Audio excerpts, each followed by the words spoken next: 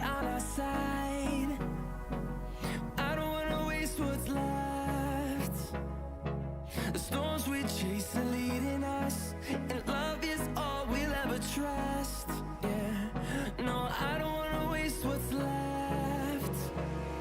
And on we'll go, through the wastelands, through the highways, till my shadow turns to sun rays. And on we'll go, through the wastelands, through the highways, and on we'll go.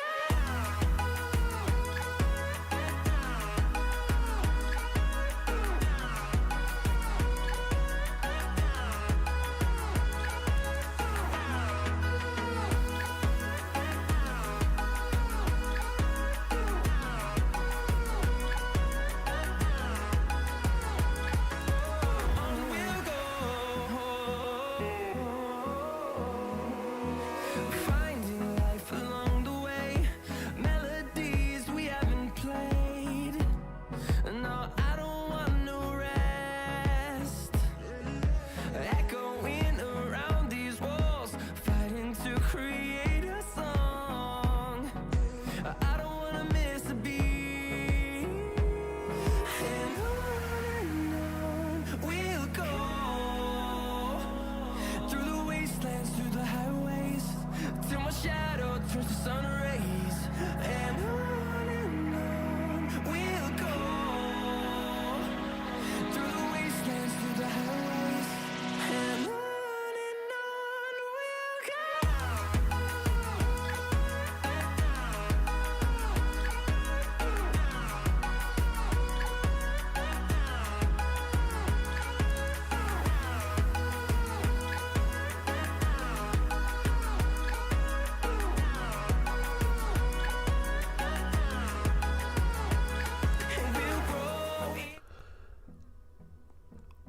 G'day everybody, Seano here, back with a live stream. We're going to do our Thursday live chat, see who's out there, see who wants to chat while we wait for the teams to come out and for the Thursday night game.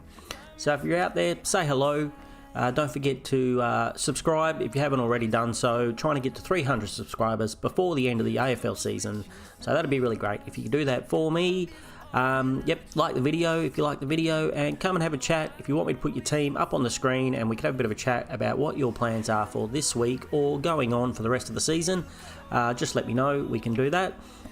Otherwise, I think we'll start off, we'll just have a bit of a chat about my team until some other people come along, and maybe turn the music up a little bit.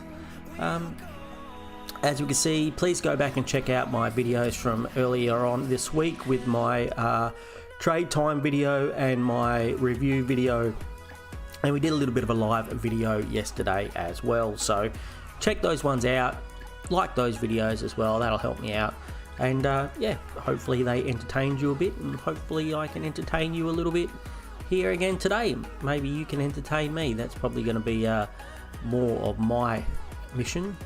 So 1917 last week, rank went up 678 places to 10,083, the first time we've gone up. Actually, I checked the buys, we did go up one other time during the buys, but still a bit of a disaster. And it would, like, we were dropping thousands, and the other time we went up by 600 I think as well. So yep, didn't do too well during the buys. If you want a quick look at my team, we can have a quick look. Whitfield is obviously out, so we've got to play a rookie on the bench. I don't have a 23rd primo. You've got young Tom McCarthy, who's kicking some butt. He's not that young, but he's a good young man, as in Supercoach wise. And so yep, he's kicking some butt, so he's down there in the flex, but it doesn't leave me much option. I've got to play Clark and hope that he's named. If he's not named, we will probably put McCarthy back there. Oh, then we're still going to need a. I was going to say we'll put Zach Johnson on the field, but no, we will just have to run with 22 if Clark is not named. That would be not very nice, but you know, we do have to do these things as Supercoach, especially when you've only got 4 trades left. As you can see, 33k in the bank, 4 trades left. Not a great position to be at this time of the season. I've heard a lot of other content creators saying they think 4 or 3 trades is okay, and if you've got 5 you can do sideways. I don't know if I totally agree with that, whether this is a bit controversial or not, but I kind of like, maybe with the flex it's a little bit different, but usually when I come out of the end of the buys, I like 1 trade per game, so that would make 8 trades at this time of the year. And I would think if you were going for leagues, you want at least 6, and I'm kind of going for leagues, so that's why I'm not in a great position. But I mean, if you're going for overall score, you can go down to less, but just be aware that it could easily be injuries. If you're going in with less than 4 at the moment, you really are, you know, what do they say, swinging for the fences.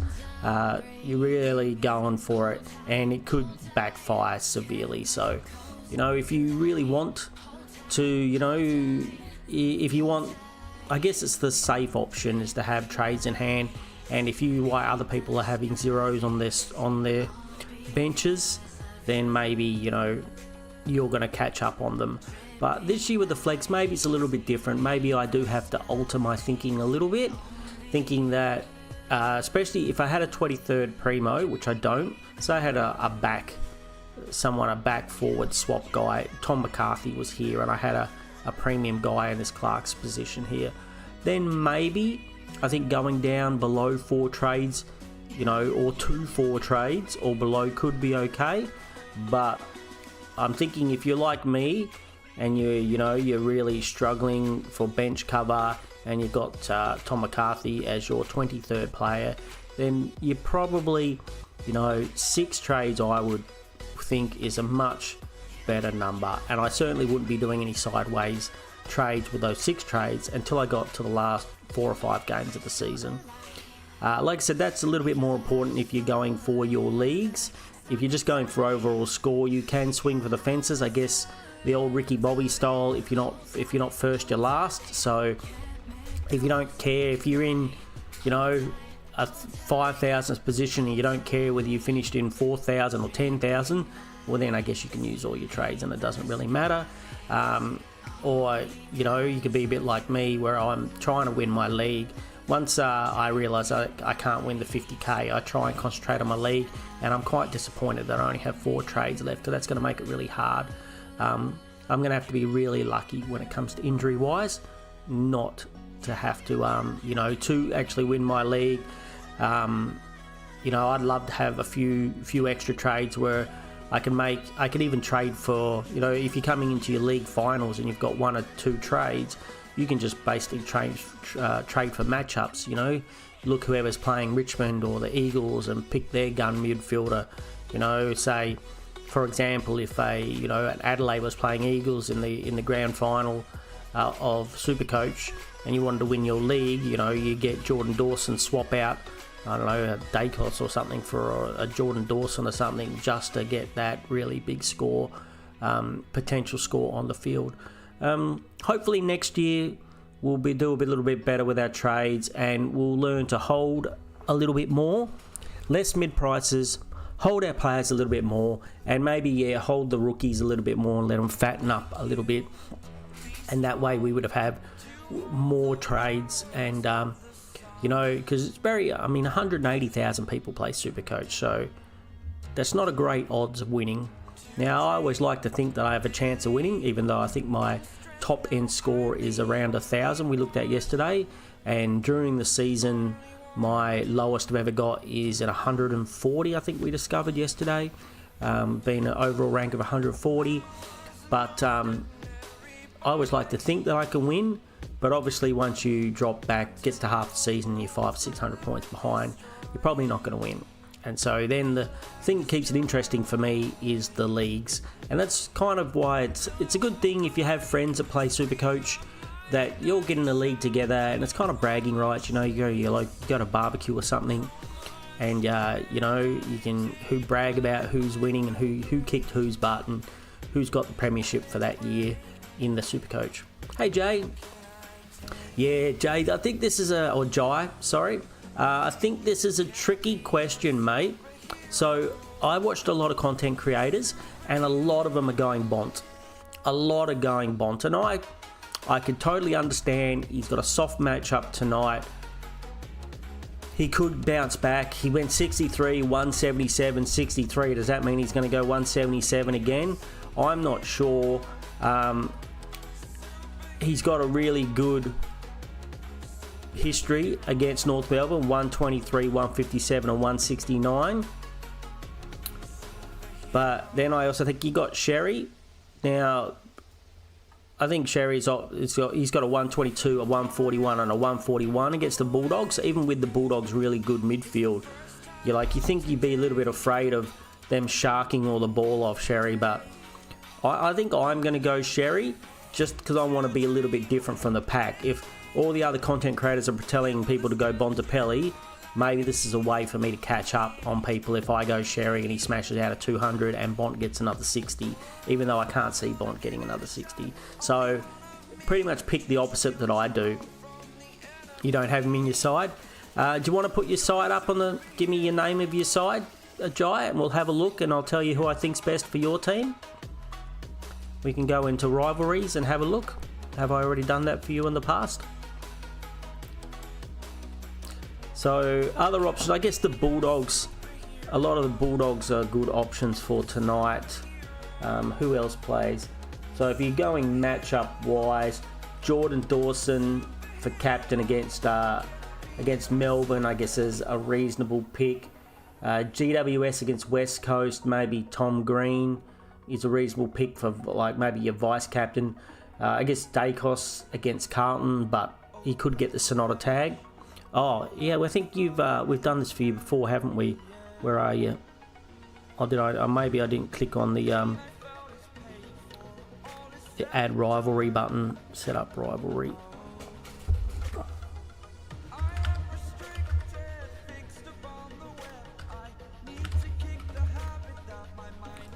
Now, if we click the add rivalry button, next time I don't have to type it in. So let's have a look. You do have Bont. Was this not you? Did we have this thing before where it wasn't you?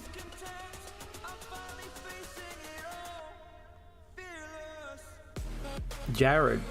Not you, eh?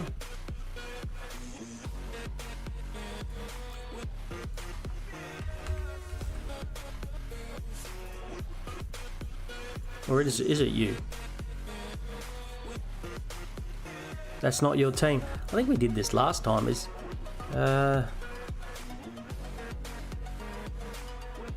This one? This one's your team. Wow, two people with the exact same name. That's pretty rare. So okay, this one doesn't have Bont, so I'm assuming this one is you. The one you got Butters and Sarong and Brayshaw. It's the one with the star. Jai, I've got you now anyway. Can we take this guy's rivalry away? So I don't... Can we remove his rivalry? Is that a thing? Nope. Once you've got a rivalry, that's it. Anyway, we've got you now. We got you now. So, who are you got? Who are you got over here? I mean, you've got Sherry as well.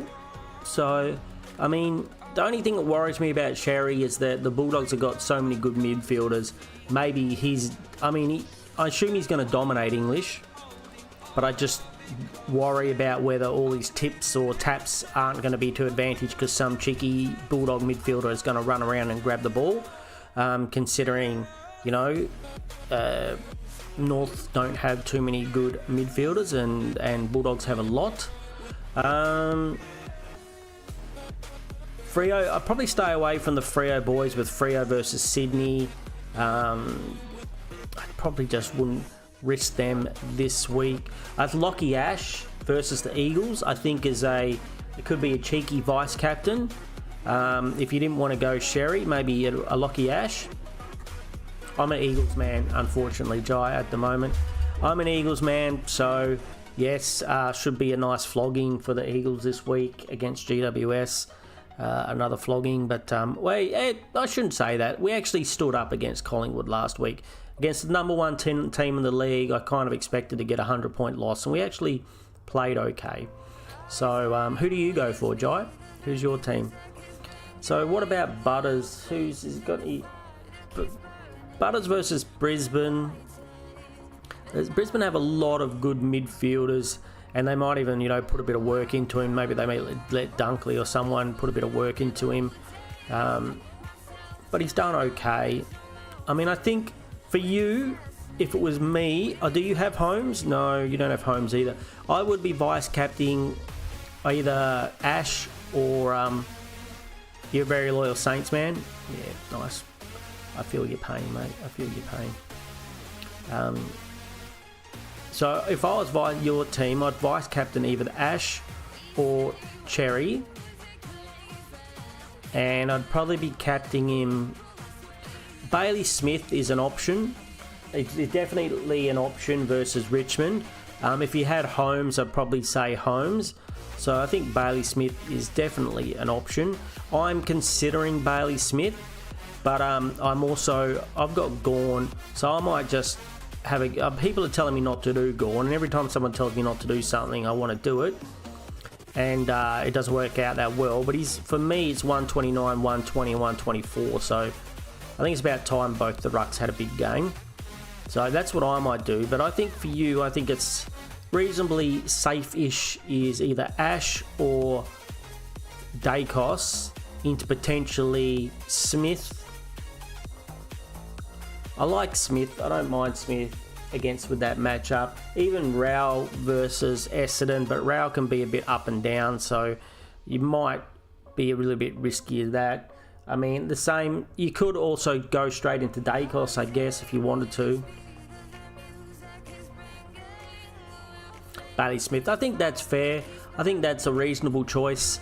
I talked about this before, the only thing I still think that's a really good choice, but the only thing that worries me, if that was me, is that how much time is the ball actually going to spend in the West Coast back half? Like, the good thing is with Whitfield being out, Lockie Ash is going to be the man. So I think, I think Lockie Ash is a good pick just because Whitfield is out. So if Whitfield was in, maybe they share the ball around a bit, and maybe the ball's not back there very much just because West Coast are getting flogged and, the ball's just staying up in the GWS forward line. But if that's not the case and the ball's going back there, I think Lockie Ash, he's going to be the man. He's now the number one man they're going to look for to get the ball. He's probably going to be taking the kick-ins and getting them out. So I'd say that's a really good vice-captain option. And it's one that not a lot of people are going to do because he's not highly owned. He's still a bit of a pod. I was looking at the pods the other day and he's still... So you could you could jump up the rankings a little bit if he comes and smashes a big score. 12% of teams. Yeah, so I think that's pretty good. Vice-captain him into Bailey Smith, I think it's fine. Hey Shano, hey Paris, how you going guys?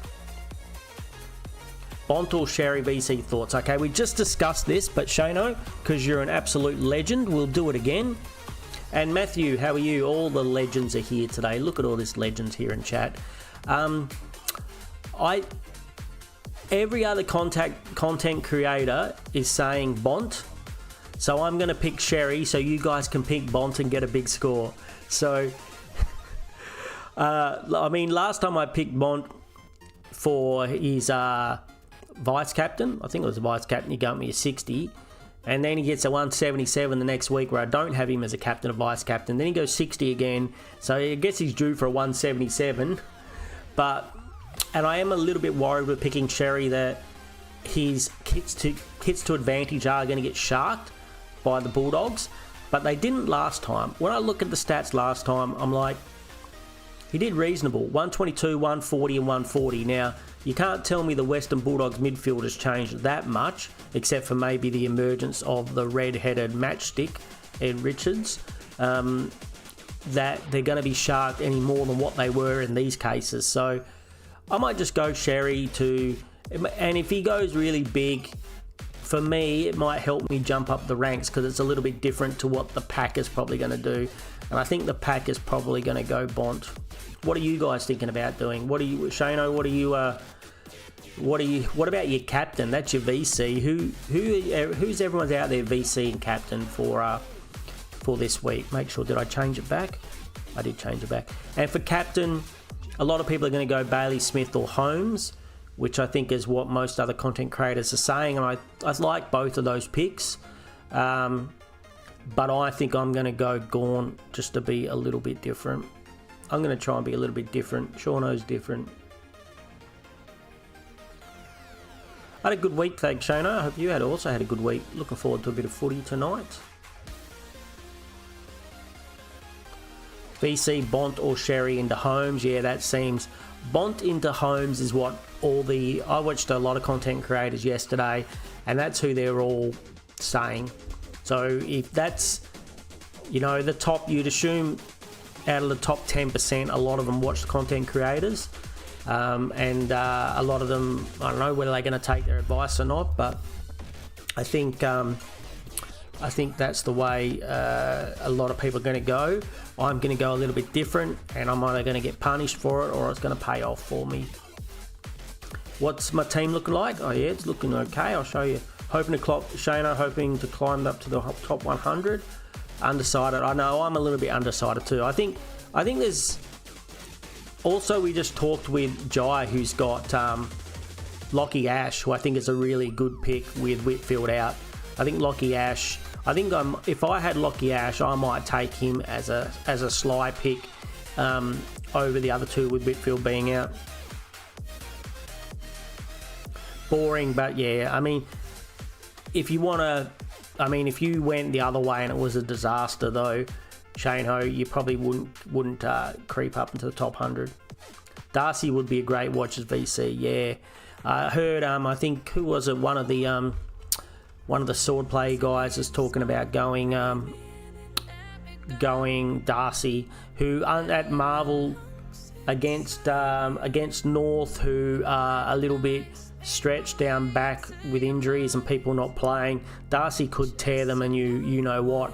And if he rucks as well, I think the second tier ruckman for the North are out too. So if he's rucking when Cherry is on the bench, and if English has a bench and Darcy rucks, he could get some really more valuable points there. So, I mean, it could blow up in your face, but he could get a monster score tonight. I think all the Bulldogs players are potentially to get monster scores tonight.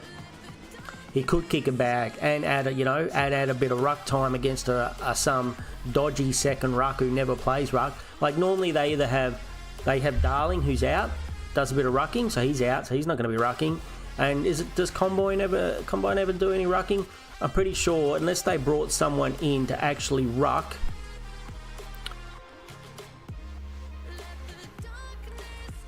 I don't see who their second man is going to be. I don't know enough of these, like Lachlan McNeil or Taylor DeRay, to say I don't think they'll be rucking. Sorry, I'm looking at the wrong team.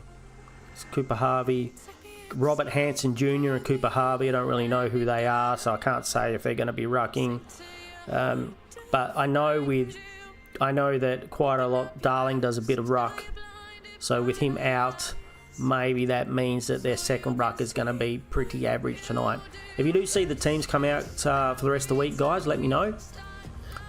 Shane, you asking how my team's going? It's going average. We're locked in with only 4 trades to go. We've got Whitfield out this week, and we pray to God that Clark plays. Otherwise, we'll only be playing 22 players this week. And yeah, I mean, it looks okay on paper.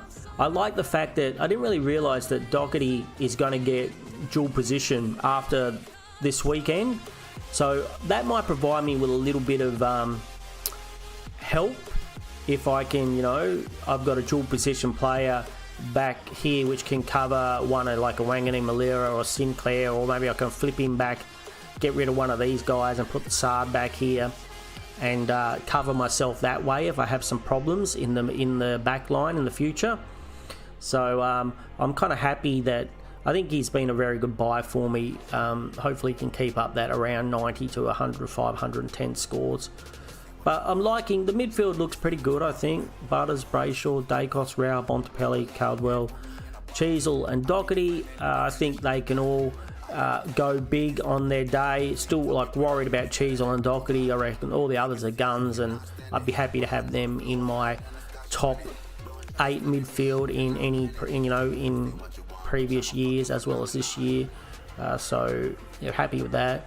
My defence, if at the beginning of the year you said this was my defence at the end of the year, except for the jury's still out in Callum Mills, I'd be very happy. Role changes and shit that's happened makes me a little bit worried about people like Zorko and Whitfield now.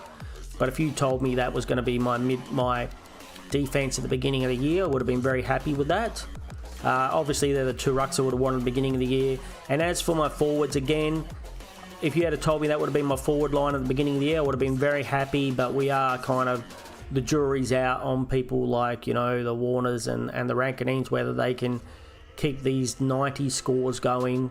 And let's face it, in the forward line, a 90 score is fine. You're not going to, you can't really expect too much more from forwards. I think this year we've been a little bit spoilt with forwards, even though some have been a little bit consistent. To have 5 mid-forward forwards, that's, even though I try and do this every year, I got a feeling next year that's not going to happen. Like, Bailey Smith is not going to be a forward next year. Petrarca is not going to be a forward next year. Like, Daniel is going to be back next year. Warner is probably just going to be pure midfield. He's not going to be forward. Rankinine probably will be the only mid-forward, potentially, out of all of these ones that holds his mid-forward status. So, next year might be the year of the key forward. And how scary is that? Imagine, I like this midfield a lot better than if you're looking at, even though I love Jeremy Cameron and, so forth. I think Darcy might be your number 1 pick in your forward line next year. He just might be the one that you just like, all right, I'm picking him. And then, and you might have to take like a rank because you just might not have any others with dual position. And the dual position availability makes the dream work. Let's go have a look at the rest of your team, buddy. Jai. So I like Carroll. I'm hoping Carroll's going to come back for you, mate. Give you a bit of cover. That'd be nice. Hasty, did he play last week? Is he getting the game for a bit of coverage for you? No, hasn't played. So hopefully he can get another go. Sarong, Butters, Brayshaw, Dacos, Rao. Neil's been a pain in the butt, but I hope he comes back for you. Lydia McCarthy. Hopefully Liddy holds his position, which he should. Sherry and DeConing. Yep, hopefully DeConing gets a bit more form too. Smith, Martin, Petrarca. I'd love to have Martin. I'd really, really love to have Martin in my forward line. Daniel, Rankin, Hewitt, and Clark. So yeah, you're missing a few primos there, but hopefully you got a few trades in the bank. You're making trades this week. You got some trades locked in.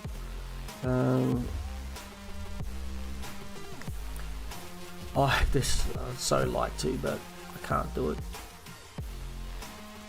Unfortunately, who are the rookies that I recommended? Only 2 I really liked was Ralston, and I recommended 1 million in my trade time video, but I only really like Ralston, and I really like of course, Tom McCarthy, which everybody has.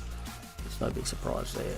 Then I didn't recommend, I called out 10 other rookies, and all of them are a bit dubious, I think. And a lot of them are overpriced. Rookies. Parrish, you think it's a coin toss for you? Don't worry, buddy, just go the opposite to me. You'll be right. Just do the opposite of whatever I do. I like the Holmes pick. I like the Holmes pick over the Bailey Smith pick.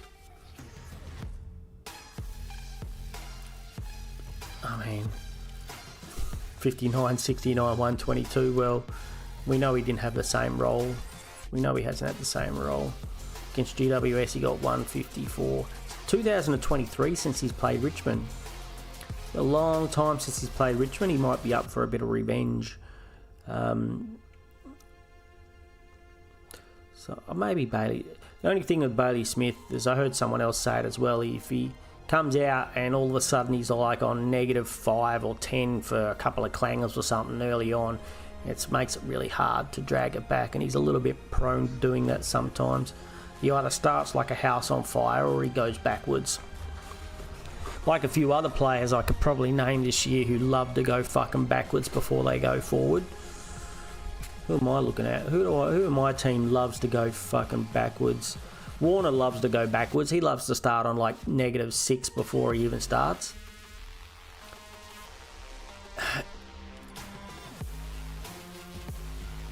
I don't know.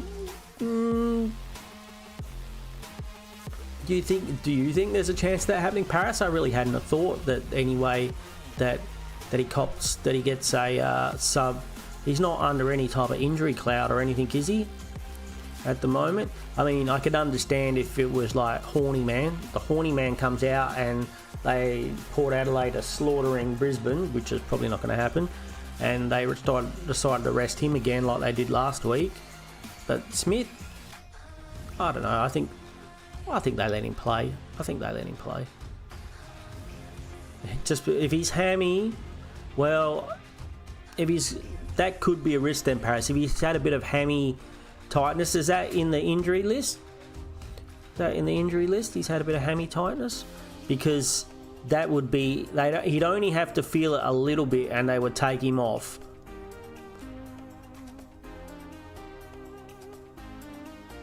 No mention of it there. No teams yet.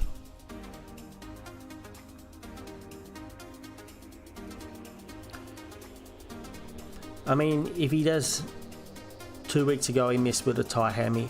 Well, I can guarantee. I mean, like I said, if you got Holmes, go Holmes. I much prefer the Holmes pick, and this is why. I personally, I just think Gawn for me is safer than Bailey Smith. I mean, maybe that's just the Seano talking. Maybe that's just me. But I think it's due. I think I'm due for get my big rucks to come back, and considering nobody else is doing this pick, well, it doesn't seem like a lot of other people are doing this pick this week. I think it might help me. But who else would you go? You got Jordan Dawson. You could go Dawson. You don't have Dawson. I'd be a little bit worried about the Freo boys at Sydney. Brisbane versus Port. I guess you could go Butters. There's no reason why you couldn't go Butters. But it is Brisbane. I mean, it is a tight matchup. It is a tough matchup. So I think this week's a little bit tricky. Dacos is getting overlooked, not as a vice captain. I think he's a very valid vice captain.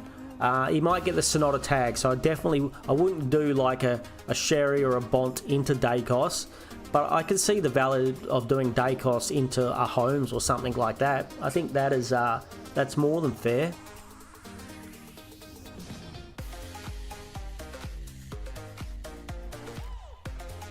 Oh, Seano, good call. Who was the other one where there was an illness? But the Bulldogs look like they got a bit of illness going on in the team sheets. They've got Sam Davison says illness and James Harms is illness. So if that's COVID or the flu or something, that could really fuck up their team. There could be late outs. There could be, So, but maybe, this time of year there's a lot of shit going around. So it's on the news every second day. So maybe not a Rosie or a Butters then. You don't want someone who potentially is a bit under the weather. Rosie played more midfield again last week, right? I know he's been very good in the back as a backman there, but he seems to get those really big scores in the midfield. Oh, do I have to turn off my fucking... Yeah. Quit. Oh, everything's going to shit itself. Oh, that's nice. We'll be right back with some Supercoach any second.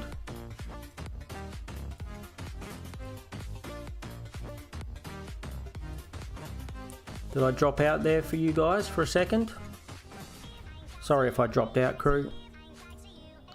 Whenever I do that, when I drop my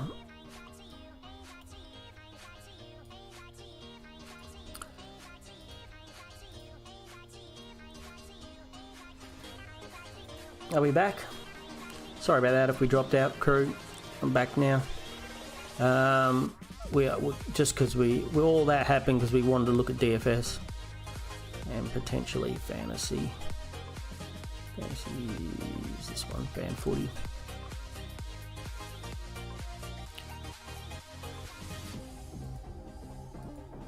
Nope, that's not the game. That's not the game that I'm looking for. Not at the moment, anyway. I swear when I watched this game, it looked like it was more in the middle. Oh no, I guess that's half back and down the side. Okay. He did run riot though, didn't he? He absolutely ran riot.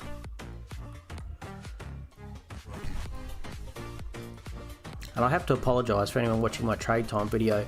I said that I thought that Goulden kicked 3 goals to get his 140, but Goulden didn't kick his 3 goals. I was getting him mixed up with somebody else. So if anyone was thinking about picking Goulden this week, I think that's pretty nice. I think that's a good pick. Stop doing this. Stop doing that.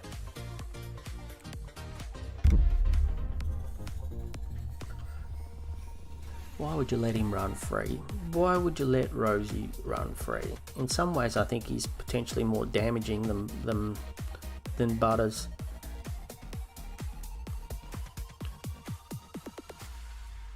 When it comes to winning games, sometimes I think he's more damaging than Butters. Not so I think Butters might be a better player, but I think you got more chance of winning if you shut down Rosie a lot of times. Especially if he's a bit higher up the field and he's kicking goals as well, which in the back there he's not doing. So we're just praying that we don't have any more outs of our team. We don't have any much coverage. We don't have much coverage this week, so we are praying. Paris, did you no trades this week, or did you trade? Have you decided yet, or are you waiting till your last moment? Do like your team knock though. I hope you can jive a few little bits and pieces here and there. Maybe find yourself another primo midfielder for this spot here, and you know, then you try and improve your flex where you can. Hopefully Huswaite comes back. Sounds like he had a good game in the VFL. And hopefully Butler gets a more than a 30 with the old third week rookie curse. The third week rookie curse where they're not allowed to score more than 40 points. Seems to be the rule this year, isn't it? The third week rookie curse where you're not allowed to score more than 40 points. Oh, you got Whitfield out this week too. That's rough. That's rough. I'm really hoping Carroll comes back for you, mate. I got rid of Carroll last week just because I wasn't sure whether he was going to come back or not. With Carlton, they brought in a defender, and the way I thought he was playing alright for him to be dropped, so I thought maybe there's a good chance he's not coming back. Maybe he does. I think you're trading Clark in the back to swing Gray back and give a loop option to back line.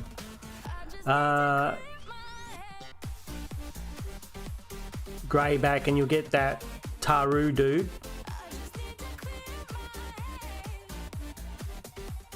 Swing Gray back. Oh, and then you've got... who else you got? You've got Nicky Martin. Bayside Spuds. Swinging Gray back. Who are you going to get?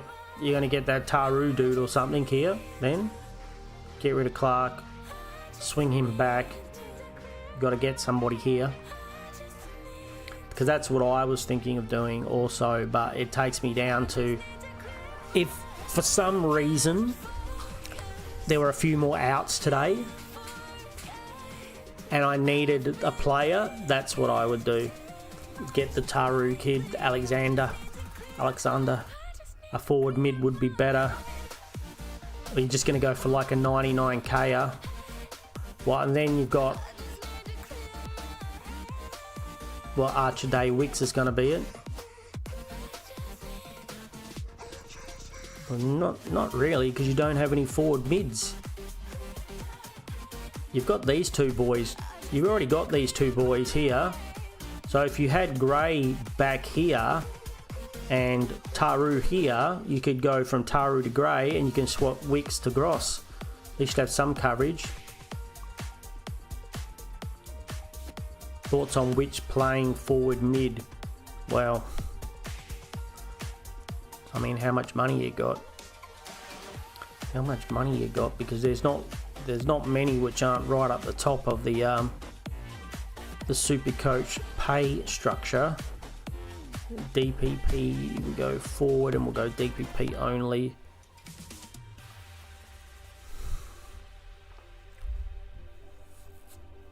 I mean, if I knew that Taru dude was going to play, I'd probably get him, but he's not going to score you very well.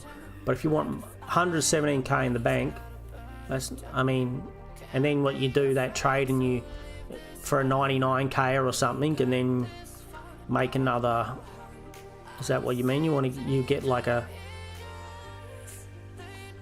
If you get him rid of him, so that's only 300. So you'd have 332k to play with. It's going to be a bit rough to find a 332k player. Cade Chandler, Patrick Dangerfield, Murphy Reed, Sam Davison, James Jordan, Toby Bedford. Do you not score at all when you tag Toby Bedford? You just not score. Can't you be one of these guys that... Why couldn't you be one of these guys that tag and score?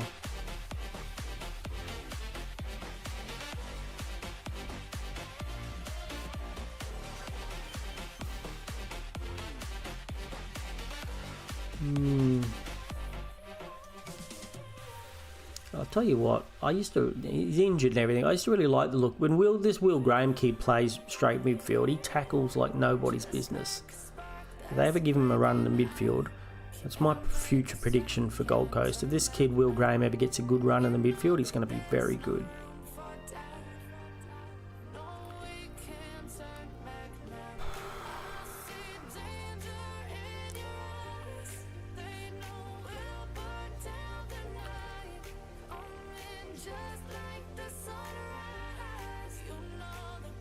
Seems extremely risky to do that.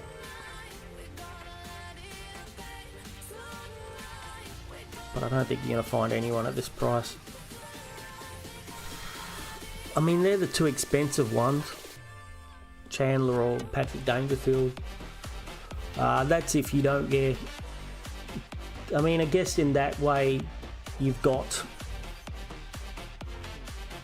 maybe Danger. High risk, but he can score 150 on a good day.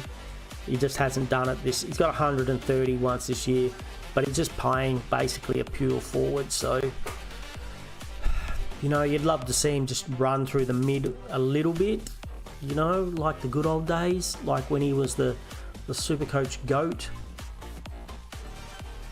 I mean, at least he's going to play. And he's got a very easy run come the end of the season. I mean, as a bench player, having Patrick Dangerfield sit on your bench is not the worst thing in the world, I guess. Who's going to be covering your... Oh, you're going to have McCarthy to cover your ass back there. Oh, I see. So, yeah, I mean, I don't know if you need to do that this week, though. You've already got... Obviously, Zorko's back on the field. So you've already got McCarthy. I don't think you need to trade this week. Oh, Bo Allen there. So McCarthy's probably going to be here. Bo Allen's going to be on the bench. Zorko's there. I really don't think you need to trade this week, mate. I know you've only got a few trades. I would save that trade for disasters, or do the same move, but do it in a couple of weeks' time. Maybe you can do a down and an up, in a couple of weeks' time. I know you've only got 2 trades or something, or 3 trades? I know you don't have many trades, so I don't know if I'd be doing it this week, especially with your team. You've got a full You got a full team with Merritt. Yeah, you've got a full team with Tom McCarthy. Yeah, you got a full team with Tom McCarthy. So on the bench, not even playing. So who would you loot Tom McCarthy? I mean, I would just go the first game to get out of the way. I would go. Have you got anyone you can get back there for Shees though? Oh, you're gonna have to do it in the midfield, right? Because you're gonna be, they're gonna be.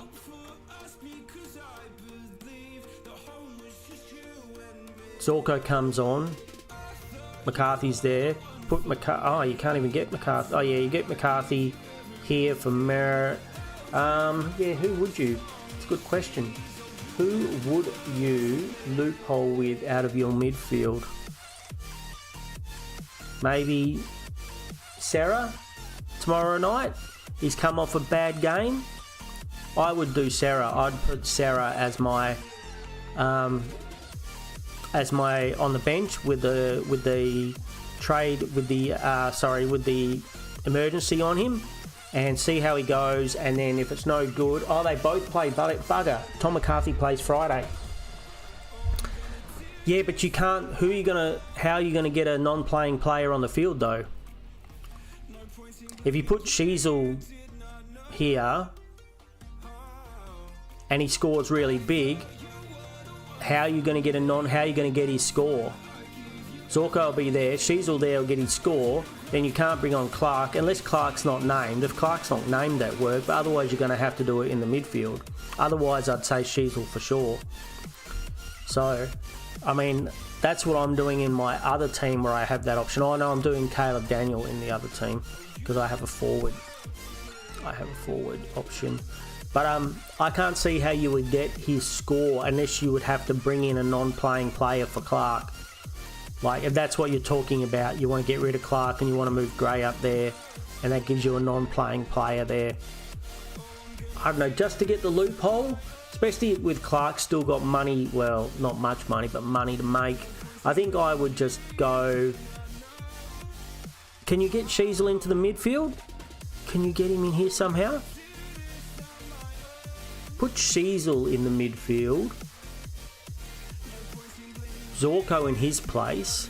Nah, well, put Sheasel on the bench. And then if it fails tonight, you go...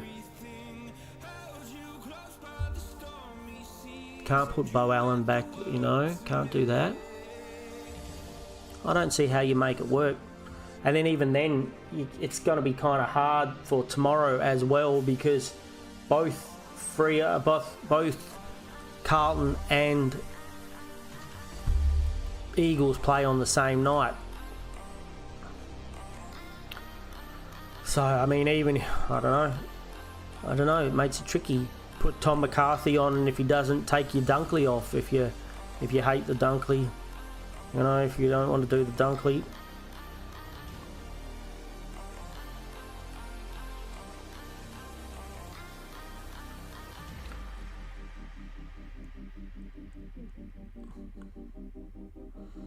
I mean, yeah, the only other way you get it done, yeah, if you want to do it that way tonight. I mean, there's no... Loop's going to help. I know it's always nice to have a loop. It's not the be-all and the end-all of the world, though, if you don't have the loop.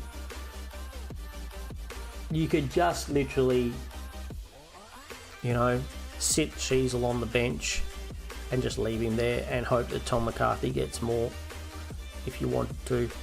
Or yeah, like I said, go put Tom McCarthy here in your midfield, and then if he scores really good, just decide whether Dunk. I guess Dunk is your only option. You don't really want to be letting go any of these other guys. Dunk's the only one that's been dropping low scores. Ooh, team's out. Ooh, Seano says. Alrighty, crew, let's have a look at these teams. Oh, look at that. Good on you, Jai. Matt Carroll back in. Seano drops him last week for 1 week and he's straight back in. What a gigantic pain in the arse that is. And you wait till we get to Essendon. Going to get pain. I can feel it. Pitnet is also in, so that's not great. That ain't great for what's his face owners, TDK owners. Pitnet, Farrell, Evans, Carroll, Miller, and Cowan. Matt Carroll. Why'd you have to drop him last week, you dodgy coach? Just fucking leave him, would you? Hey, no Sonata. So maybe Dacos just really firms as a potential vice captain / captain option with no Sonata in the team. So probably means they don't intend to tag him, right? Garcia, you think for under 300 he can afford Garcia, Gimp in a gorilla suit? I think that seems like a fair course. Sard's out injured. Boyd, Silvani, but they're losing a lot of back players. In Maynard, Steele, Mitchell's in for the first time this season. Dean, Edwards, Charlie West, Steele Sidebottom, illness. A lot of illness going around. Look at all these illnesses. A lot of sickness going around. I'm going to be back in 2 seconds, crew. Sorry to do this, and then we're going to continue. So don't go anywhere. We'll continue with the teams in about 2 seconds.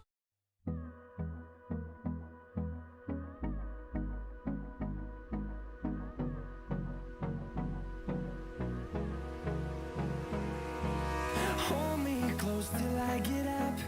Time is barely on our side. I don't wanna waste what's left. The storms we chase are leading us, and love is all we'll ever trust. Yeah, no, I don't wanna waste what's left. And on we'll go, through the wastelands, through the highways, till my shadow turns to sun rays. And on we'll go, through the wastelands, through the highways. And on we'll go.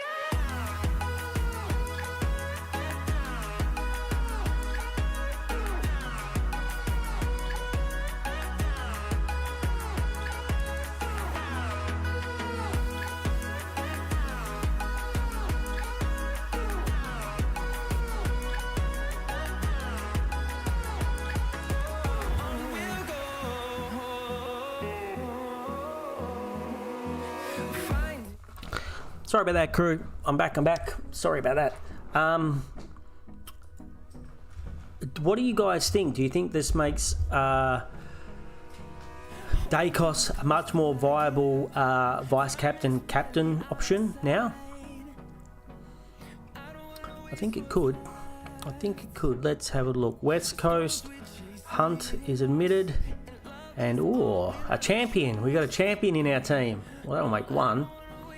And Kieran Briggs is back. Madden is out if you got Madden in, unfortunately. Lockie Whitfield. Jesse Hogan is injured. Max Gruinski and James Leake are in. So, you think Hewitt goes to... You reckon Hewitt goes to Nick Dacos? Okay. Alright, Paris. Everything looks good here for the old GWS to give us a bit of a slaughter. Wonder who this champion kid is. I never even heard of him, so I don't know anything about him. So it'll be interesting to watch this new kid for the Eagles. Hopefully he doesn't get subbed. Probably will. Jared Witts managed against Essendon. Oh, that's a bit rude. Paris, they're like Essendon's ruck is shit. They've got Joel Goldstein. We're just going to leave Jared Witts out. That's a little bit rude on the part of. Hopefully you can give Gold Coast Suns a bit of a smacking for that. Durham, Goldstein, and Ridley. Ridley is back. So is he straight into on the field? Nice. Ridley always scores okay in Supercoach. He's never huge. but he's usually okay. But he's been a bit injury prone the last few years. But there was a time where Ridley was a very valid pick. Maybe not so anymore, but it was a really good pick. And then what is it, Sunday already?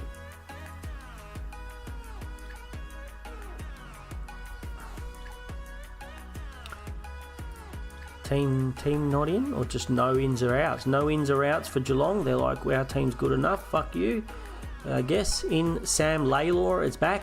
Thomas Sims, yay, that's good for me. I got some coverage. Shauno's got some fucking coverage on the forward line at last. Yay. And Morris Rioli.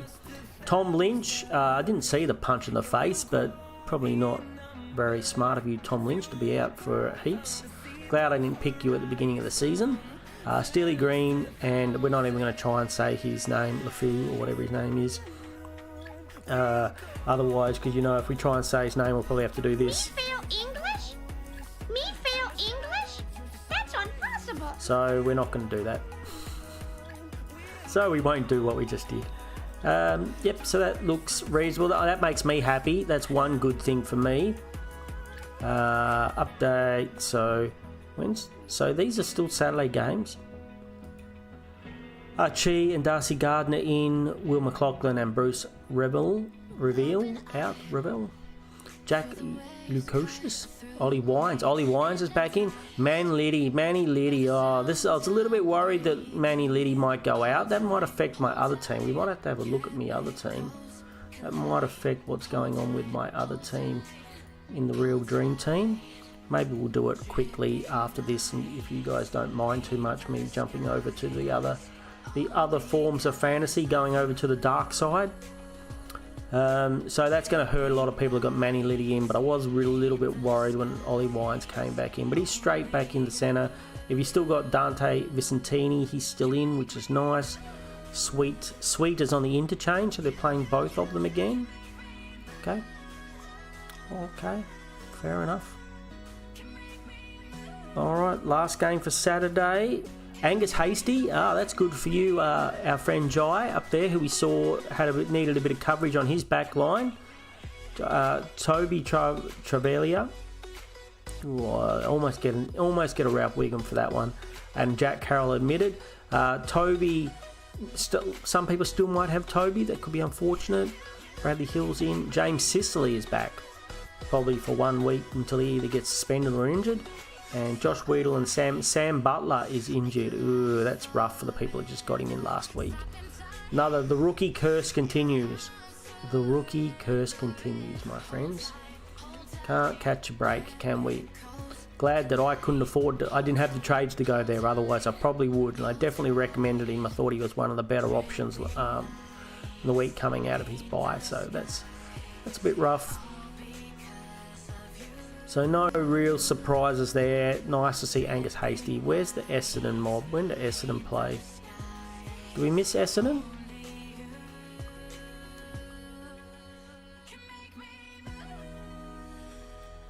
Did we miss? We didn't. We didn't really have a really good look.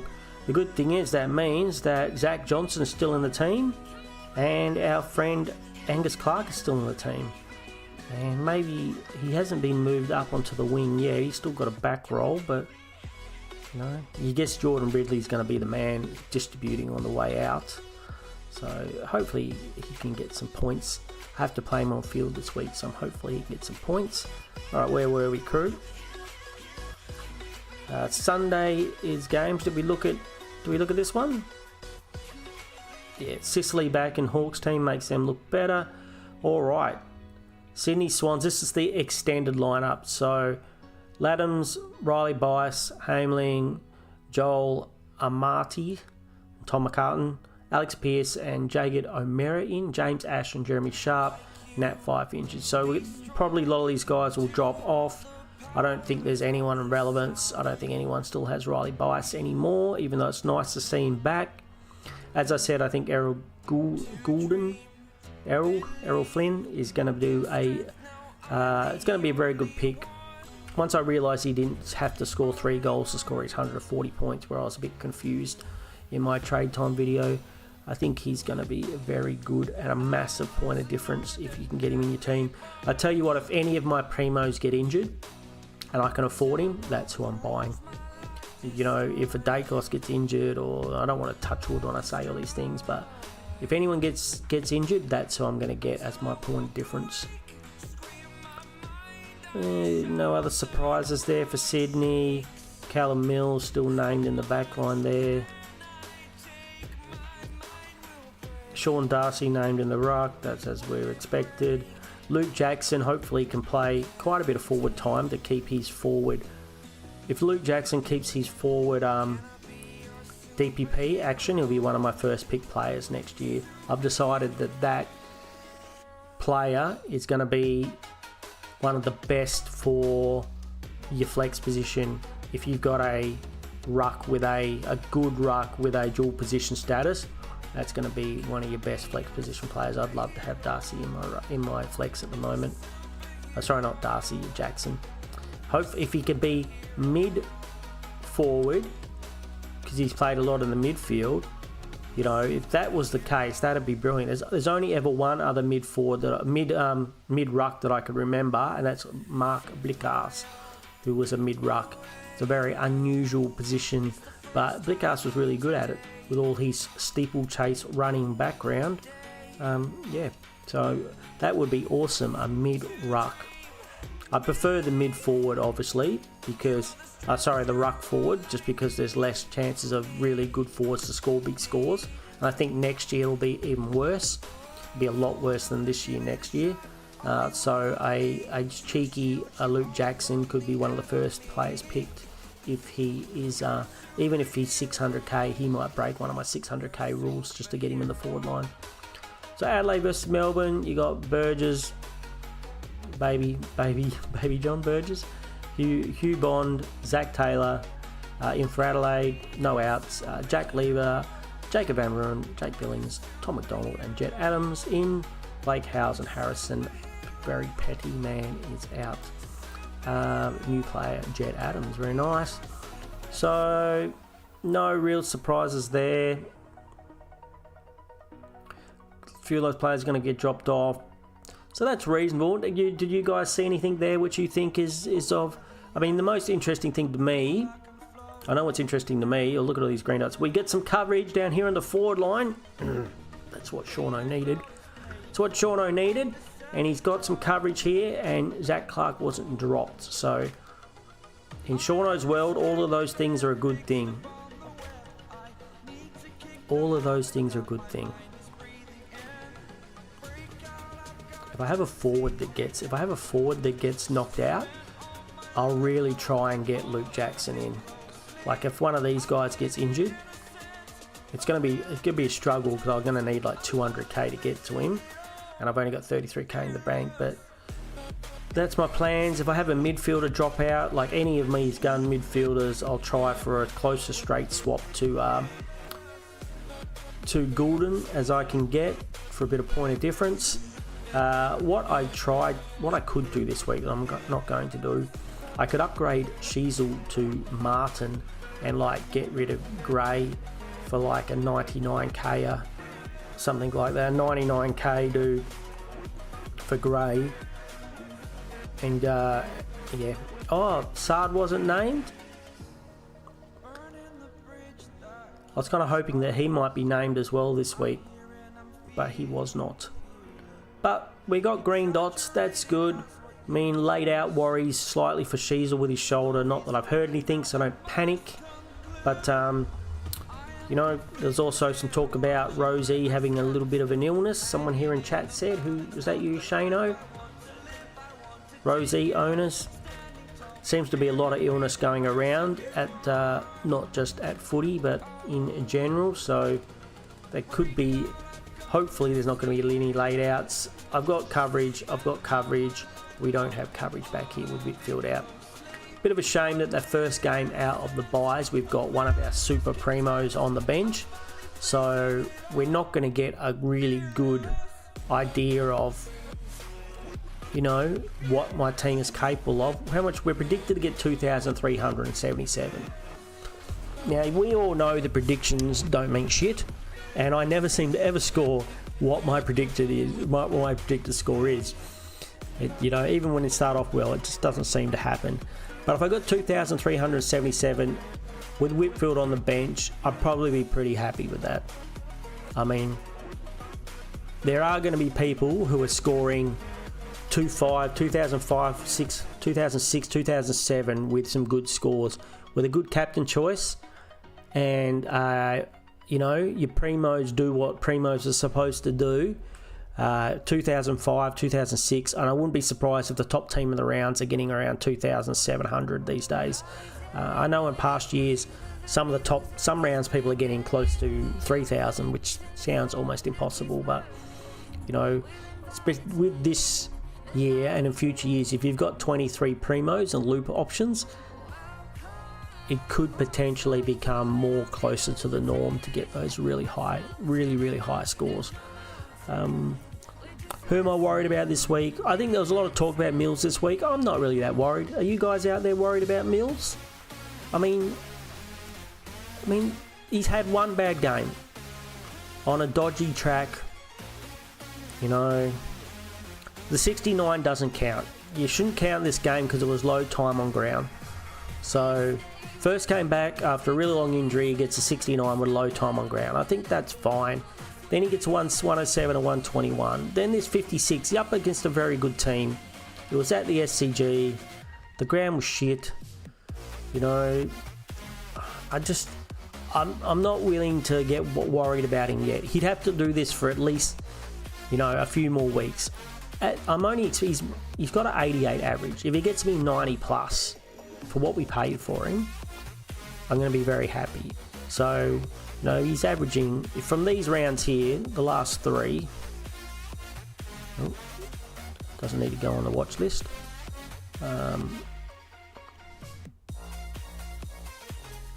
You can't see the last three here, can you?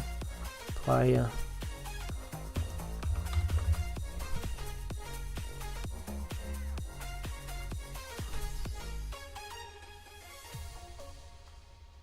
Oh, you can't see it here. Can't see it there either. Oh, maybe that's why.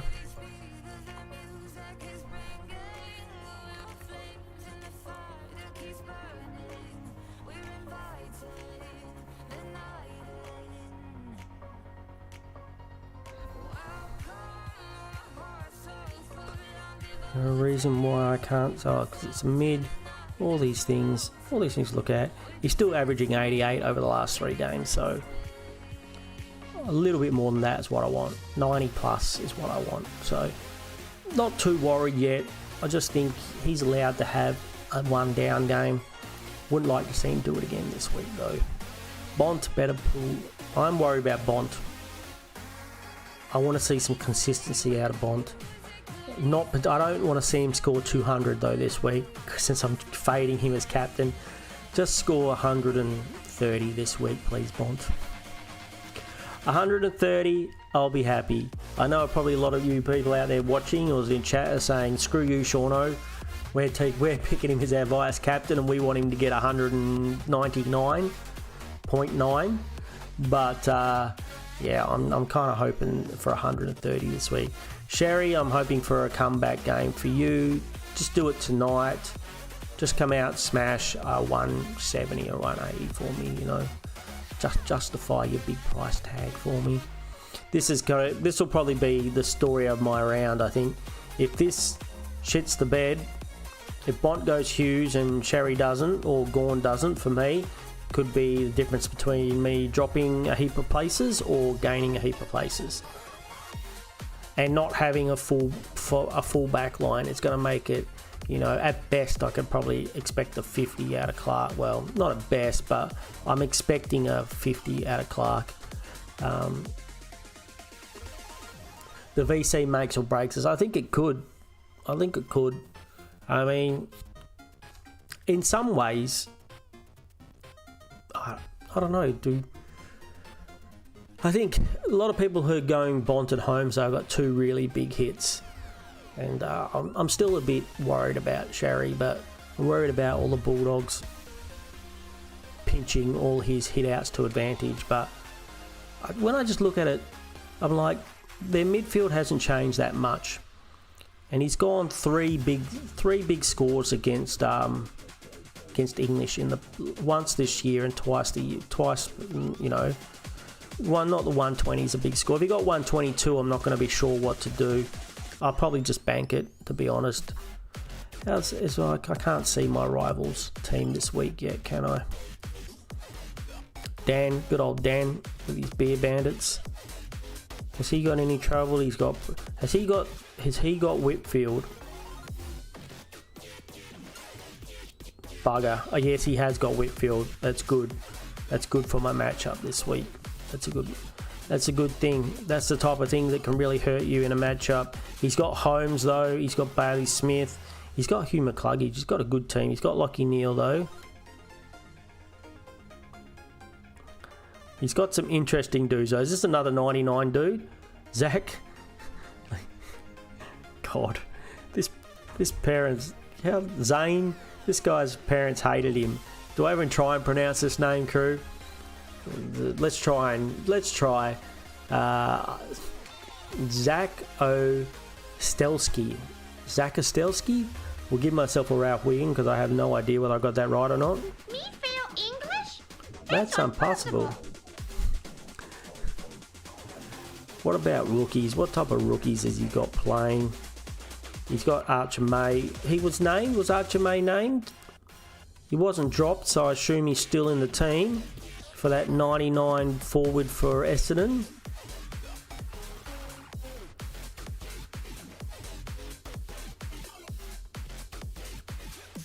Archer May, he is there. So that's good for the people who got him in.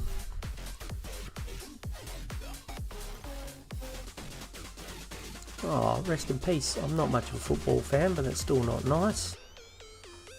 Still not nice.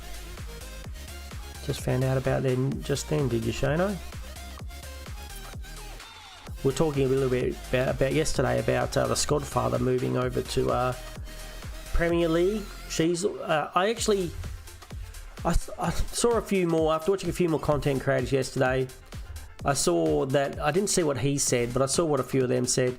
He said he's finished in the top 10 before, and now anything when he doesn't finish in the top 10, it doesn't excite him, or he doesn't feel like he's winning anymore. And that's a real shame because he's a very big supporter of the Supercoach community and the other content creators, and he's helped a few of them get up to 1,000 subs. So, but I don't know, that's some super high expectations. If you don't finish in the top 10, you're not happy with your team. Seano here, I'm thinking if I don't finish in the top 10%, I'm happy with my team. So all the best to the Skodfather as well with his EPL Supercoach stuff, content, and all the best to the Liverpool striker Diego Jota's family and friends out there. Yeah, what a problem to have, to be disappointed for not finishing in the top 10. Anyway, maybe Seano will take over the crown. Very unlikely of Supercoach content creator. Very unlikely, but I think there's a lot of better people out there than me.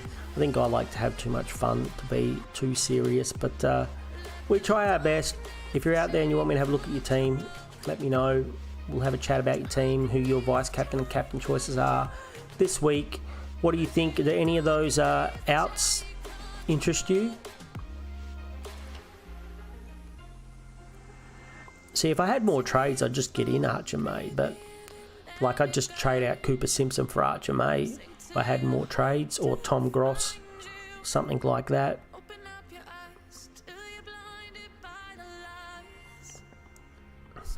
Really happy to see Sims getting back.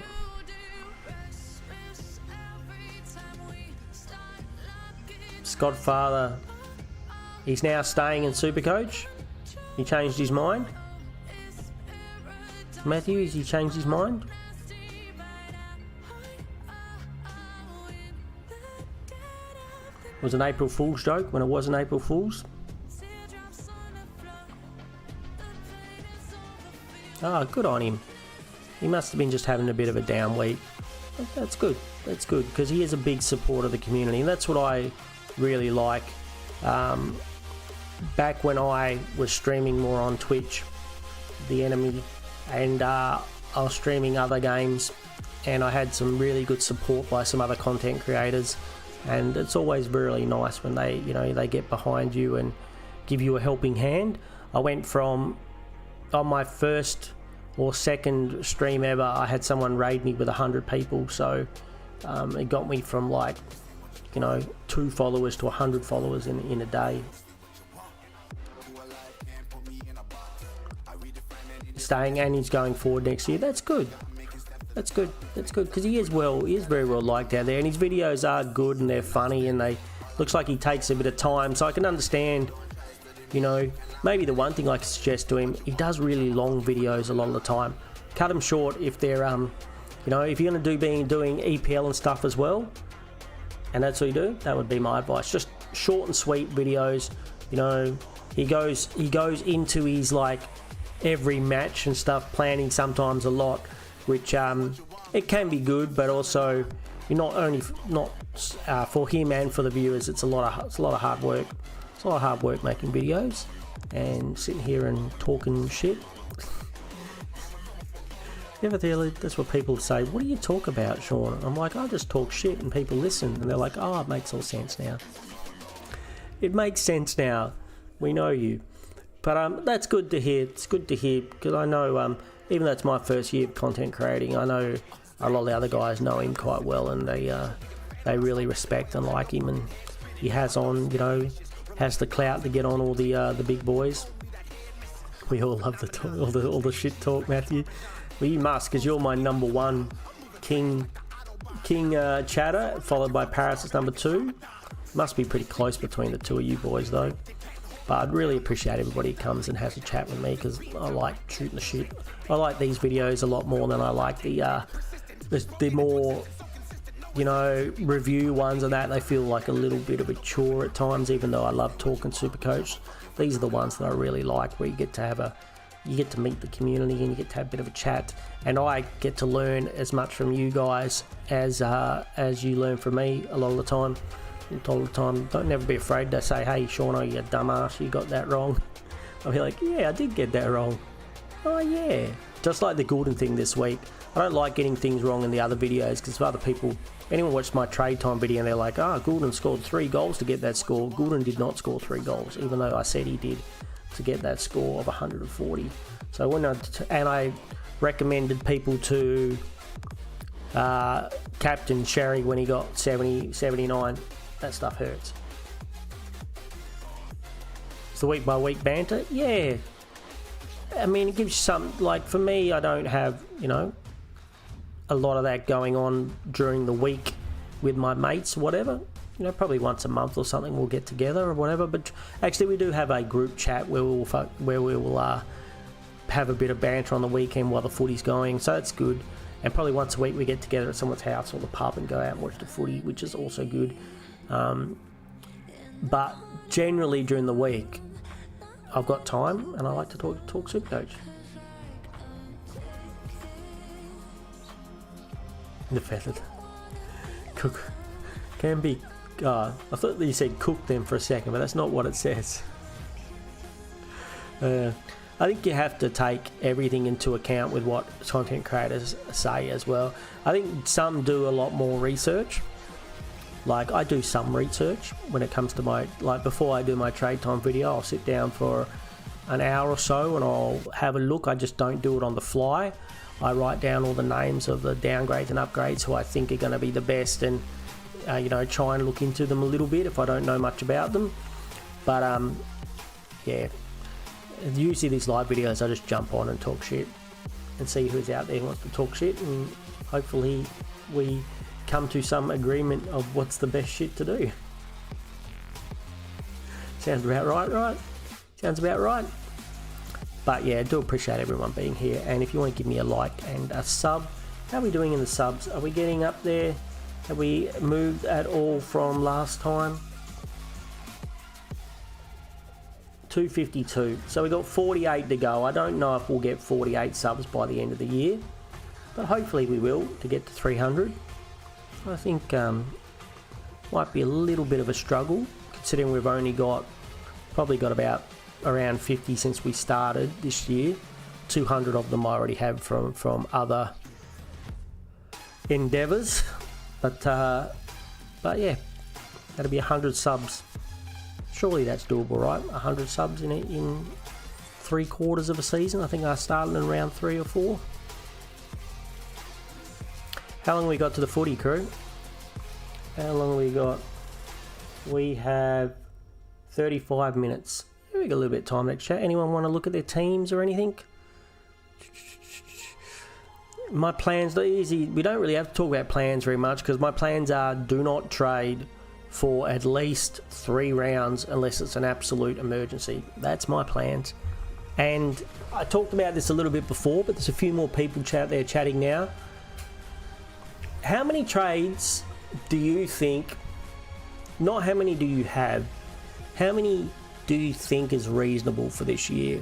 Now again, I don't know if I agree with the other content creators. Maybe that makes me wrong, but I really think that if you've got less than 6 this week, you're in big trouble. Well, you're on that border. I think if you got 6, that's okay. If you got under 6 like I have got 4, you're in trouble. If you got more than 6 like 8, that's perfect. 1 trade per game for the rest of the season would sound perfect to me. Maybe with flex you can be it's a little bit different for this year, but in past years that's what I want. I want 1 trade per game, especially if I'm concentrating on leagues. If you're concentrating straight up on overall score and you're in the top couple of 100, I totally understand. People like you, Matthew and Paris, if you guys are right up there in the rankings, you're just like going for it, fair enough. But even if I'm a couple of thousand, if I can't reach a target, like now I guess my target is top 5,000, but it's not exciting, right? So it's not, if I could maybe reach the top 1,000, get to 3 digits, then maybe I'd swing for the fences with my trades. But since I can't do that, I'm just thinking that there's just no point. There's just no point in trading until there's like 5 to 4 weeks to go.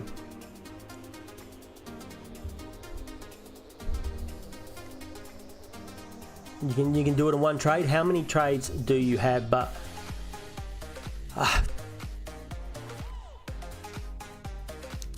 I guess the TDK and Pitner in the same team is not great. I don't know why they dropped Pitner last week. Who are they matching up against this week? Are they doing it purely on matchup? Well, not really. They've got Cameron. I mean, you wouldn't expect Cameron to be one of the ones that they really worry about, whether you need to bring in 2 rucks. Maybe they just like that 2 ruck structure, or they have the lack of a forward. They don't really have the forward coverage, and that's why he's in.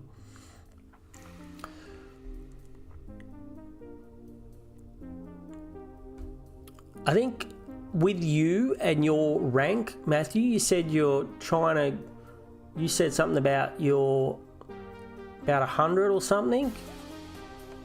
Was that we were talking yesterday and you were saying you're around rank 100?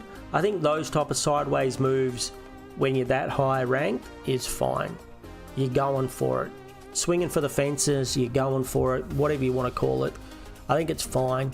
Someone like me, there's no way I'd be doing it. So you're about 3 short from where you want to be. Yeah, I mean, I think the flex rank 238, so even that's a good rank. I think, you know, maybe, and your target is probably ranked top 100. I guess you got to set yourself a target. I mean, you're probably too far away to win, but you know, you could definitely get a top target. You know, if you're into double figures, you get like a 9 in the 90s or the 80s or something. That's like an amazing season. That could be. I mean, hopefully it's not your best ever season, but it could be. Yeah, top 100 will be. So that'd be better than I've ever done. So I'd be thrilled to get into the top 100. And if I had to, you know, really go for it to do that, I probably wouldn't mind if I was if it was difference between finishing in 230 or 600 or 700 or 100, if I went for it, be safe and finish in 500 or 600, or go for it and finish in, or go for it and finish in 100, or go for it and it fails and finish in 500 or 600, I would probably be okay with that. So you just got to work out whether what do you want. Do you just want to like bank your score that you've got at the moment and hopefully just, you know, hold those trades and then maybe make a few maneuvers in the last couple of weeks? Or do you want to make a maneuver now and then hopefully that drags you up, you know, in the meantime, and you've got enough trades to to get you through. I honestly think, like a lot of people, I heard a couple of content creators, I'm not going to name any names, but they said if you've got 5 trades, that'd be okay to do a sideways trade. And I'm thinking, if that's only for if you're going for really a top ranks, I'm thinking even at 6 trades, I'd be very dubious about doing sideways trades. I think 6 would be the absolute minimum.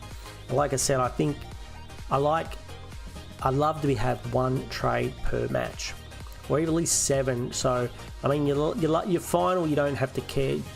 You might not even make your Supercoach final, so having a trade left in that match is not necessary. But having 2 in your semi-final, you know, in one of your knockout finals, having 2 trades available is very, very convenient. You sit there and less carnage. I mean, I think if you weren't in the position that you were in, Matthew, I'd probably say, nah, I don't know if I'd do it. But in your position, I think it's fair. And Gawn, I mean, I'm going to take a swing with Gawn as my captain this week, and I don't think many people are doing it. So it might blow up in my face.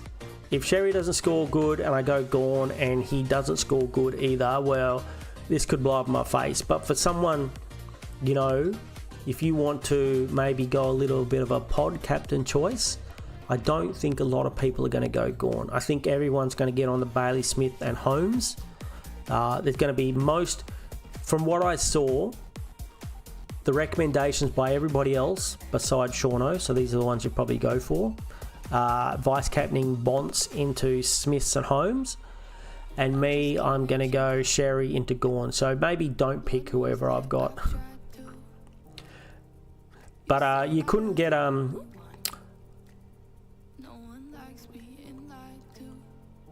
don't know. You'd be so tempted. Could you afford Grundy? Would that be crazy? That'd be another big point of difference. Not a lot of people have got Grundy, and he's just absolutely killing it. I don't understand how he could be so average for quite, you know, how he could be so average last year and be smashing 150s like there's nowhere. Yeah, we have said that up to the last couple of weeks though, Matthew. We have said that, like, even the start of this year, like, he's gone 150 plus the last 5 weeks in a row. 700k though, so probably not. 3k short of Grundy. I mean, and the other thing is, well, the more risky one is Marshall has a really good run home for rucks, but can really stink it up. And I can't really recommend you getting Marshall because I got rid of him, because I dumped him. But he has a really good run coming home. Projected scores, we're not projected to get much, but he's got Geelong, no, it's Melbourne North, not really actually. Only the Richmond, the Essendon and the GWS are good, but before he gets there, he has to get through Grundy, Gawn, and no, don't do that. Don't do that. Yeah, I think what's Gawn's run home?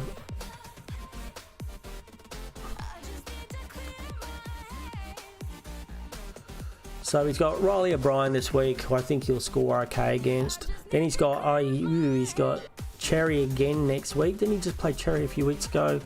Then he's either got Pittnett or TDK team up. Rowan Marshall, West Coast, Tom English, Hawthorn with Meek, and then Darcy Cameron.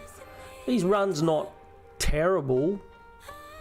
His run's not terrible either. Once you get past this game, I think it seems okay. Yeah, I mean, I think it's fair, Matthew, if you want to do that.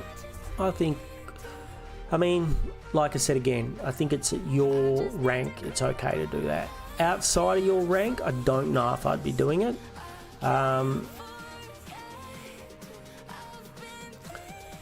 Yeah, I think it's good.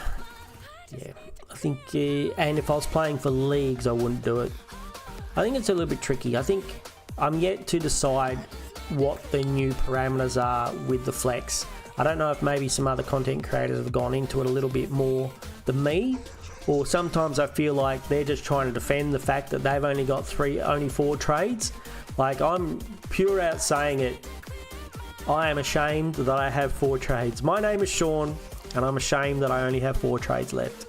It's been a rough season, but I'm not happy with 4 trades. And if you're telling me that you think that's enough, I'm saying I don't think it's enough. You know, it would have only taken a couple of things to go wrong this week. Say Clark wasn't named and Sheasels are laid out, and I would have had a 0 on the field, and Sims wasn't named, I could have had a 0 on the field. So, you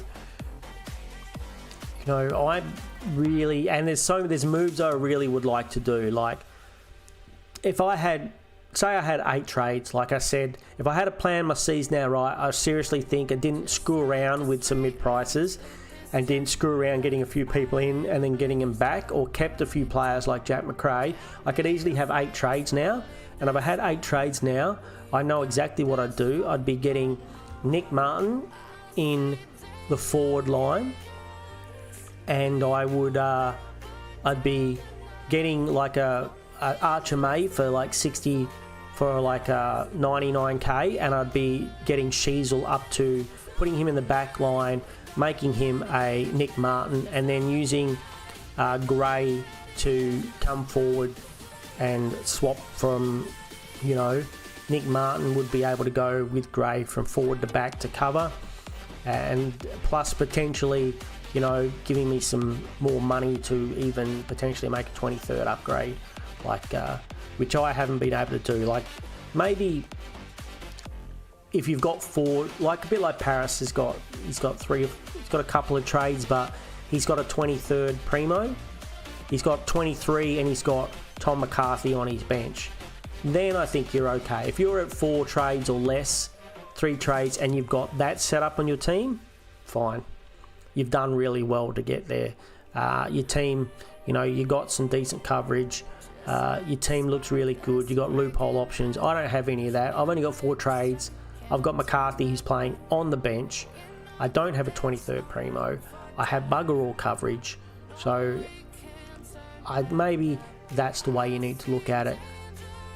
4, you know, 3 or 4 trades this time of the year with a team like Paris's team, or maybe like your team, Matthew.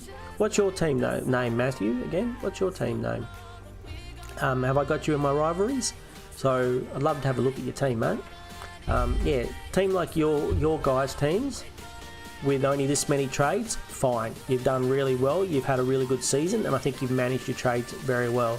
Me, on the other hand, a team like mine with only 4 trades is not the same. It means I've been frivolous. With my trades.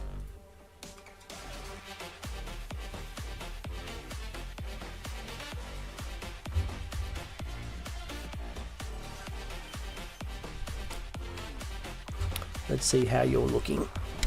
Wangani Malira, Ash, are you thinking about vice captaining Ash, or are you going straight for Cherry? I mean, don't listen to me because you're in rank 100, but I think Lockie Ash with Whitfield out against the Eagles is a sneaky vice captain this week, and you know, I think he's a sneaky vice captain this week. Malera, Ash, Dale, McKercher, Mills, McCarthy, So a couple of cheapies, but you know, Holmes, you got Holmes that can go back there for McCarthy. One Holmes, Sarong, Butters, Dacos, Dawson, Bont, Rosie, Sinclair, Sherry and DeConing. So Jackson, Smith, Petrarca, McRae, Darcy, Warner, Daniel. But keep going back to the Bont. Yeah, I guess, I mean, Bont can get 200 though, is the only thing, right? He's just got 177. That's what scares me too. Like, if I go Sherry and he gets 125, and people go Bont and he gets 160, it's just like a massive difference, which so tempts me just to change it back, just to cover my ass. You know, let's have a quick look, because the game's going to start in a second, right? How much we got? Less than 20 minutes to decide this. How many more than 150s has Sherry gone this year? 144, 135, 120, 100, 137, 115, 103. None. Oh, Harry's Cheezel, I was going to say. What the fuck? What the fuck? That doesn't seem right. 122, 136, 144. There's 150, 158, 186, 150, 153. So that's 4 times he's gone 150 with 146 and a 144. So that's 6 scores that I'd be really happy with. He's got a couple of 105, 111, 128, 26. I'll tell you what, I'm going to change mine to Bont. I'm still going to go the captain as Gorn, but I'm going to change it to Bont, so I'm going to screw it over for everybody else. Everyone is picking Bont, I'm going to screw it over. Just because I figure 150, 140, 140, 170, 159, 140. I mean, he's gone we said 6, like 140 is 1, 2, 3, 4, 5. He's gone 5. He's shot now. I mean, looking at the last couple of games, it is, but I'm thinking of the ceiling. That's the only thing. I'm thinking of the ceiling. If I change it no, let's not change it at the last moment. If I change it at the last moment, you know what's going to happen. We're going to stick with it, and we're going to take the punishment when everybody else gets Bont. I'll let everybody else pick Bont to get the big score. We had it like this from the beginning. We said we're going to do this on the beginning. You know, he has got more 140 pluses than Bont this year. Let's just hope. It's at Marvel. It's not, you know, it's not raining. You know, he should be able to move around and get distance around the ground. He should run, you know, English off his feet. He should outmark him. He should, you know, he might be able to boot a couple of goals or so on him too. You know, let's just, please, Supercoach gods. Pray to the Supercoach gods. Alright, so everybody else can pick Bont now. You're safe. You're safe, Matthew. But I will be going Gorn. So if Sherry fails, I'll be going Gorn. And I'm looking for a... What are we going to call safe? 125? Will I give up a 120? Maybe 120 plus. Anything less than 120, I'm saying a definite no. Anything between 120 and 130, I'll probably have to take it. Anything, I mean, obviously anything over 130, you take it every day of the week. God, I almost changed with 20 minutes to go. Those last minute decisions are the ones that really hurt you. So if it doesn't work out now, we'll just cop it. We're just going to cop it. We're just going to cop it. Let's go back to your team, mate. So, yeah, I can see, I really like your team. And it just shows you don't need a 23rd primo to be as a high score as you. But I would...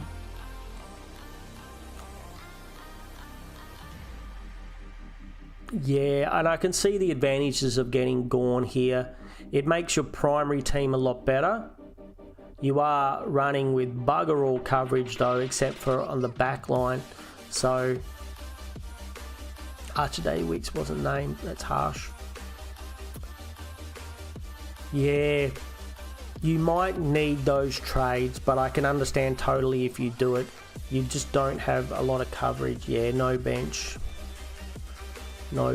which is could hurt you later on in the season, and you might need those trades. Like if you had more trades, it'd be great to try and if you had 6 trades, I'd be saying do the Archer May, 99k.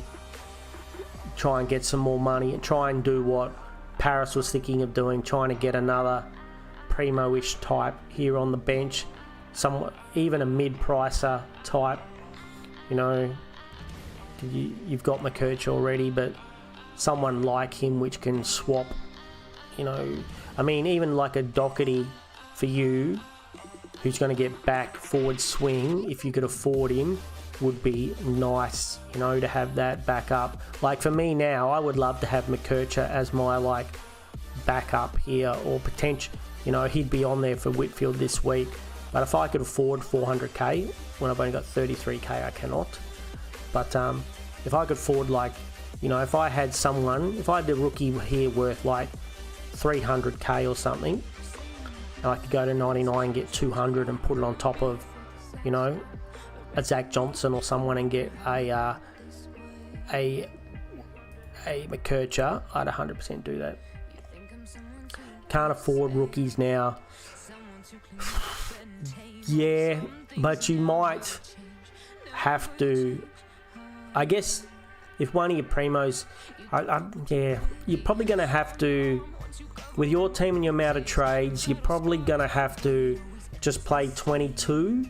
If one of your forward goes out, say Warner doesn't play, you're just going to have to, put whatever, if you do have a bench option in the flex, or if you don't have a bench option in the flex, just play 22.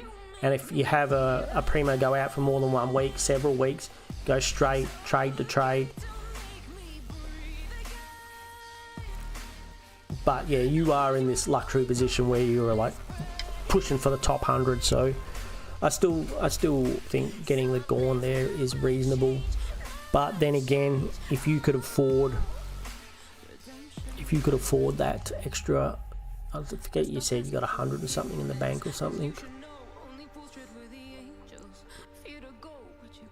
Yeah, it's tricky, but I do like your team.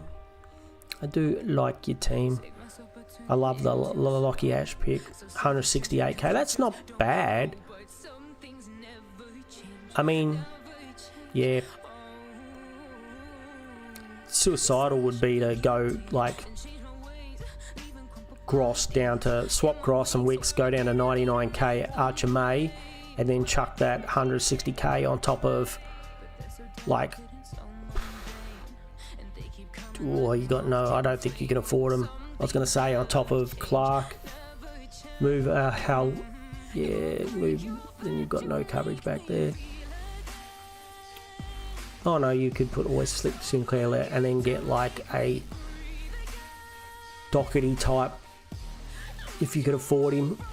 If you had more trades, that's what I'd be telling you to do too. If you told me you had 7 or 8 trades, 100% I'd be telling you that's what to do. That to get the 99er. If that gives you enough money, put it on top of Clark.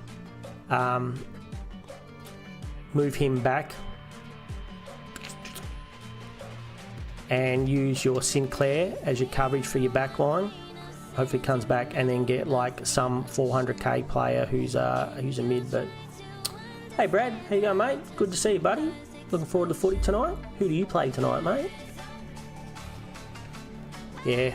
So if you do Gorn, you basically just got 3 trades for emergencies, which we're shooting for the top 100. I think that's fair enough. Are you playing Mark? Oh, that's a tough matchup, buddy. It's a tough matchup. You have Whitfield. Do either of you boys have Whitfield? This is my friend Brad, everybody, who's in my league and plays with I Don't Know. And even though his name is I Don't Know, he seems to do quite good every week. and So Wrong, So Right, whose mark is normally right up there, but he's not having the best season this year. Let's see if he has got... He does not have Whitfield, so that could be a little bit rough around the edges for you, but at the same time, Mark's had a... Not the best. He's got Matt Liddy, or Manny Liddy, who got dropped. So have you, so that's not going to help either of you. A bit unfortunate about the dropping there. Who are you doing as your vice and captain choices, Brad, this week? Who are you going vice and captain? Either of you got Bont? You got Bont. He doesn't have Bont. Like, I can see his team looks a little bit... He's got Holmes. Do you have Holmes?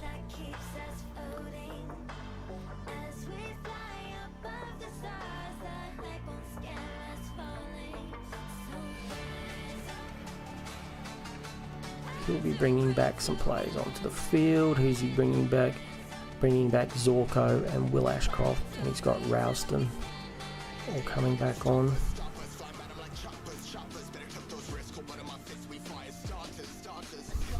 Serious or Bont to Baz? You mean Sherry?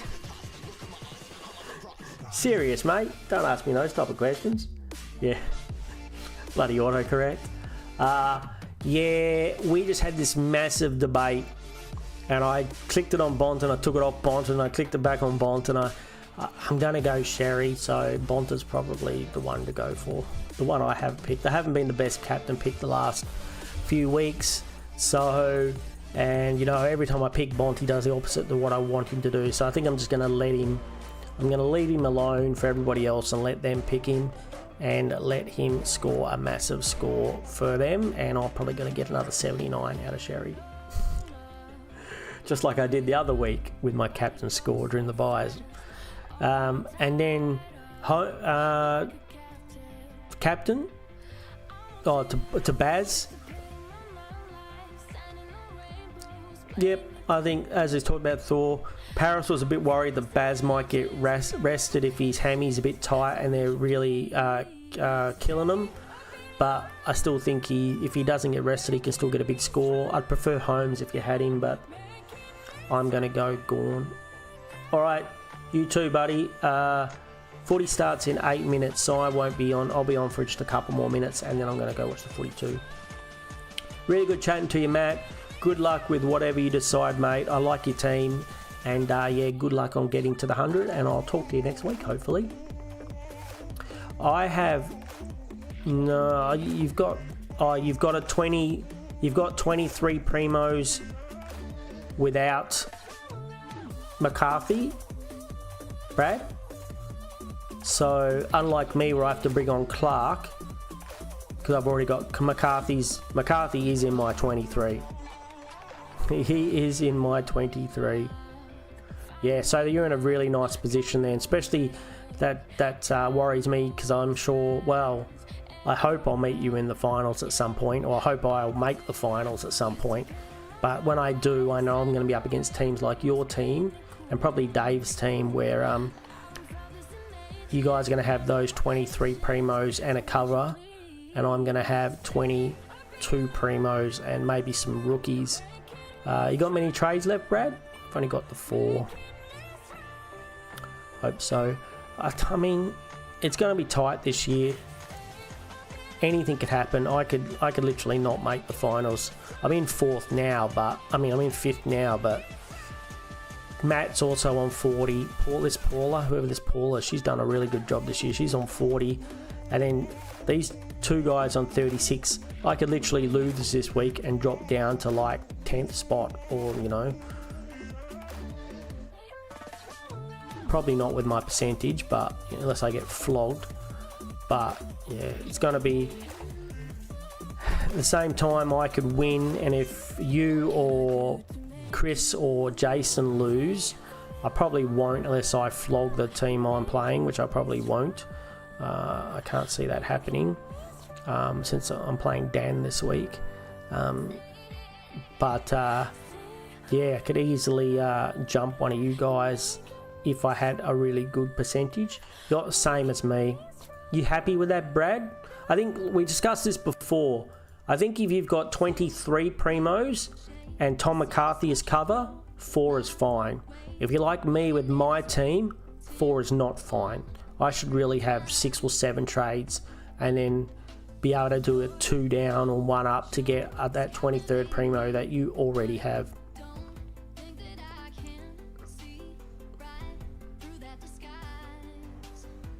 And I assume that's what Dave's doing as well. I assume that Dave's really having a good year this year, and I assume that he has got a really, I mean, not too many trades, but a 23rd primo as well. Well, I think that's close enough. There's only 5 minutes to the footy crew, so Brad and... But I do consider Bolton a primo. Same as I consider Mills a primo, and I'm considering Doherty as a primo. I'm considering anyone who's not a Johnson or a Clark, a pure rookie, as a primo, which is not, I mean, probably correct. I've probably got 2 mid prices, but they can give out primo scores, so they're a primo in my team. Would they be an ideal primo in a real world? No.